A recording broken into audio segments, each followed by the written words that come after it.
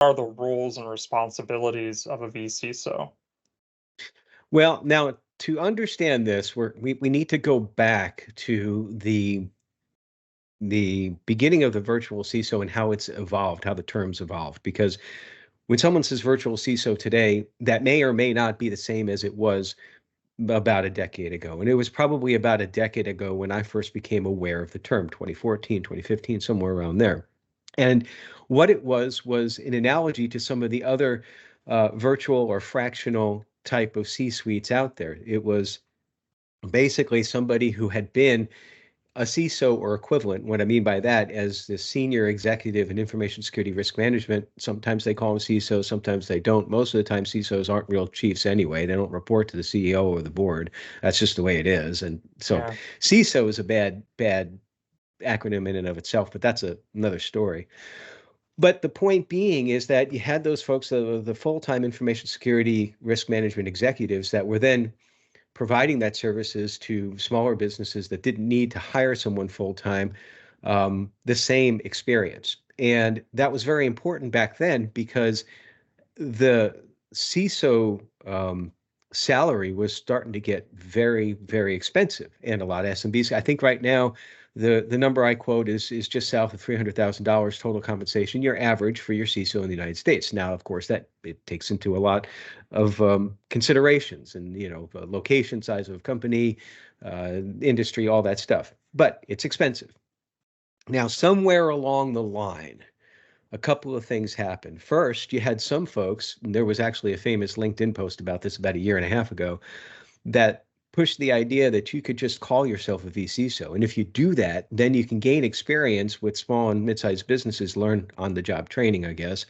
And then suddenly you can leap start your career and that's how you can enter into cyber, which is a horrible, horrible piece of advice because the whole point is that you're supposed to be selling yourself what you have accumulated as far as knowledge and experience, and not the other way around where the small and mid-sized business is expecting that from you, but you're really just using them as a training ground. So that's just horrible. It's not ethical. And the other one, which has problem ethics as well too in some ways, is that it became a lucrative field. And so once something ever becomes lucrative, everybody wants to have part of the pie. And in particular, you see sometimes managed security service providers. We'll probably talk about that a little bit later. But what ends up happening now is that you have these groups, these people. You go and they put vCISO in their headline on LinkedIn, or they tout themselves as offering virtual CISO services. Look at their background and what it is that they have done in the past. And a lot of them do not have anywhere close to the experience.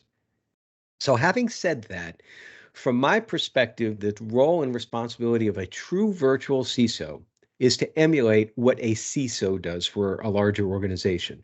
No pluses, no minuses. And what does a CISO do for a large organization? They don't handle the firewall rules. They make sure that there is separation of duties. They make sure that the rules are audited, that user access is audited, that risk assessments are done, that policies are created and updated, and not from template, because it's very easy to go to our friend ChatGPT and say, hey, why don't you write me an acceptable use policy?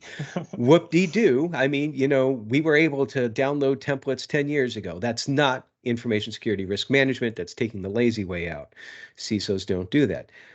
But there are virtual CISOs out there that are doing exactly that. They're sort of virtual CISO in name only. And so what's going to happen with the virtual CISO field, I'm not so sure. There has been some talk that um, we need to split or create a new name, that the virtual CISO moniker has become too soiled. I don't know if I agree with that yet. Some have suggested using fractional CISO instead, but the problem with that is that that typically has been reserved for something that is more on site, fractional CFO being probably the most common of that. Whereas a virtual CISO usually is and traditionally has been delivered for the most part virtually. Um, you could say information security risk manager or consultant, but then that gets muddied as well too.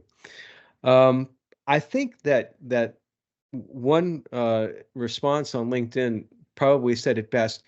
When you're providing your services, whatever you call it, it doesn't matter. But so long as the client understands what you're offering, why you're offering it, how you're offering it, and that you can deliver on those services. Now, that means that the client needs to be able to understand what it is they're looking for in a virtual CISO.